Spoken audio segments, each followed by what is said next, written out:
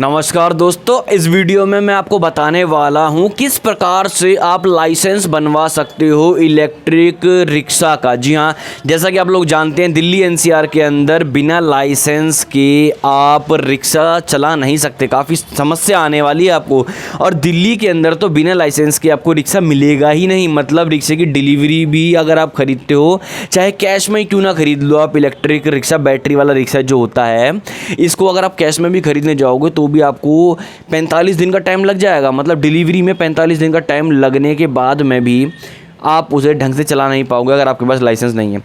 तो कैसे ये लाइसेंस बनवाया जाता है, कितना इसका प्रोसेस है, क्या क्या प्रोसेस, क्या क्या खर्चे, लीगली कैसे बनता है, कितना खर्चा आता है, इलीगल अगर जाएँ टेबल के नीचे से घूस वूस दे करके तो ये कैसे बनता है, और आखिर क्या बिल्कुल ही मुश्किल नहीं है, बिल्कुल ही मतलब चलाना आसान नहीं है क्या दिल्ली के अंदर रिक्शा। ये सारी बातें इस वीडियो के आखिरी तक आपको समझ में आने की गुंजाइश तो है।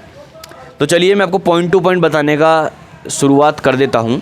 सबसे पहली बात, अगर आप लीगली जाते हो तो गवर्नमेंट के थ्रू जाओगे, सबसे पहले आपको लर्निंग कटानी पड़ेगी साहब, जैसे लर्निंग नॉर्मल लाइसेंस में कटती है। लेकिन एक बात याद रखना है, बैटरी रिक्शा का जो लाइसेंस है वो सारे लाइसेंस से अलग है। पेट्रोल वाली सारी गाड़ियों के लाइसेंस से अलग है बैटरी रिक्शा का लाइसेंस। इस बात को दिमाग में रखना है आपको। इसके बाद जो लर्निंग कटेगी, लर्निंग के बाद में आपकी पुलिस वेरिफिकेशन भी होती है इसके अंदर।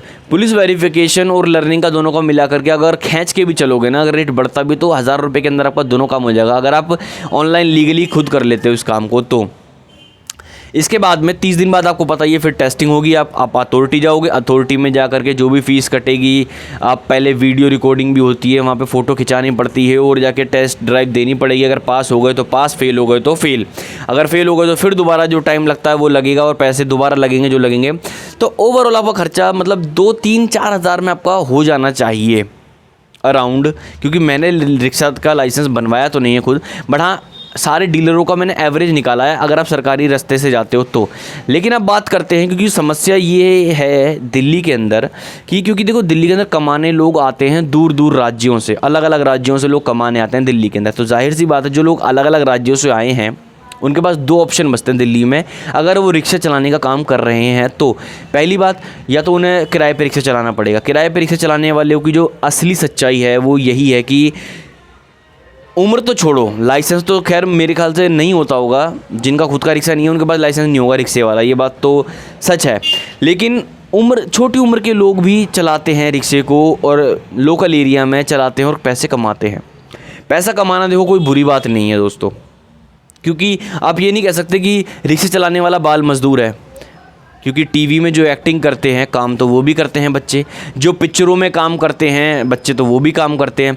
बस फ़र्क इतना है कि वो अमीरों के बच्चे हैं, वो करोड़ों कमाते हैं, लाखों कमाते हैं, तो इसीलिए गवर्नमेंट उन्हें काम करने देती है। वरना तो बच्चे तो वो भी हैं, बाल मजदूरी तो वो भी हो सकती है। मेरे अनुमान से नहीं कह रहा हूँ मैं, ये जनरल जनता का एक पॉइंट ऑफ व्यू होता है। क्योंकि हमने अलग अलग जन से बात करी है तो वो बच्चे हमें बताते हैं कि यार एक बात बताओ भैया, हम कमा रहे हैं, हमारे घर में ज़रूरत है पैसे कमाने की, तो हम इस समय नहीं कमाएंगे तो कब कमाएंगे। और ज्ञान लेने की बात रही, एक बच्चे ने मुझे बड़े प्यार से समझाया, भैया ज्ञान तो ऐसी चीज़ है जो मैं किसी भी उम्र में ले सकता हूँ, लेकिन इस समय जो मेरे परिवार को ज़रूरत है वो पैसों की है, तो मैं पैसे कमाने के लिए रिक्शा चला रहा हूँ। तो मैंने उसकी बात सुन के समझा। फिर मैंने कहा यार एक बात बताओ यार, बाल मजदूरी, तो उसी ने मेरे को दोबारा बताया ना, बाल मजदूरी तो छोड़िए सर, टीवी देखते हो आप, पिक्चर देखते हो आप, नाटक देखते हो आप, उसमें जो बच्चे काम करते हैं क्या वो बाल मजदूरी नहीं होती? क्या वो बच्चों को पैसे नहीं दिए जाते काम करने के? या कि उनके माँ बाप तो खुद सपोर्ट करते हैं, हमारे माता पिता तो चलो मजबूर हैं कि हमारे पास कोई और ऑप्शन नहीं है, लेकिन उनके बच्चों के पास तो ऑप्शंस होते हैं ना। मतलब पिक्चरों में, टीवी में एक्टिंग करके पैसे कमाना एक स्किल मानी जाती है, और मेरा रिक्शा चला के काम करना क्या है? हालांकि ये एक्यूरेट बात उस बच्चे ने नहीं कही थी, उसने अपने भाषा में, अपने अंदाज में कही थी, लेकिन मैं उसकी बात को जो समझ गया वो मैं आपको भी बताना चाह रहा हूँ।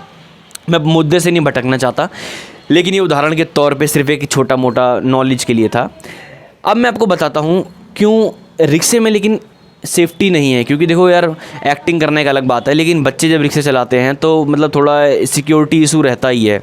सिक्योरिटी इशू का मतलब सड़क पे अब बच्चा गाड़ी चला रहा है तो इतने सारे बड़े लोगों की उस पर जिम्मेदारी होती है, तो शायद वो ना उठा पाए जिम्मेदारी है। जैसे भी है ट्रेनिंग तो बनती है अब लोकल में, लेकिन प्रशासन कुछ नहीं कर सकता। लोकल के अंदर लोकल के कानून होते हैं, ये बात सच है, क्योंकि प्रशासन इतना बड़ा नहीं है, भारत की आबादी बहुत ज़्यादा है।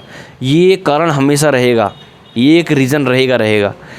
लेकिन अब मैं फिर दोबारा बता दूं, इलीगल वाले प्रोसेस में मैंने सुना है कि लोग ये कहते हैं कि जैसा कि मैंने आपको बताया अलग अलग राज्यों से आते हैं, उनके पास दिल्ली के डॉक्यूमेंट नहीं होते हैं।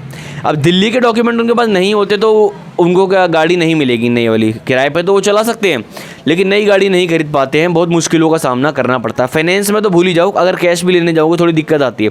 तो फिर ऐसे में क्या होता है कि वो कोई एजेंट पकड़ते हैं जो कि उनका लर्निंग लाइसेंस वगैरह सब बनवा के देता है, जो उसमें कि आपका खर्चा आ जाता है 10 से 15 हज़ार रुपये का खर्चा आपका आ जाता है।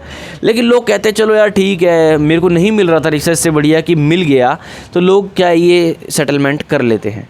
लेकिन ये लीगली नहीं है, ये इलीगल गवर्नमेंट की नज़रों में तो है, चाहे ह्यूमैनिटी की नज़र में ये कुछ भी होता हो, क्योंकि देखो धंधा करेगा बंदा, पैसे कमाएगा, रोजी रोटी कमाएगा, अपने परिवार का पालन पोषण करेगा, ये एक अलग बात है, मैटर ये अलग है। लेकिन इससे सिक्योरिटी इशू भी बहुत ज़्यादा होते हैं, लोगों की रिस्क भी बढ़ जाते हैं, क्योंकि बहुत सारे अदर रिस्क रहते हैं। अब गवर्नमेंट की नज़रों में पूरा चिट्ठा होता है, गवर्नमेंट किताब की किताब छापते रिस्क के बारे में। तो इन सबको दरकिनार करते हुए ये कुछ प्रोसेस थे जो मैंने आपको समझाने का थोड़ा प्रयास किया है।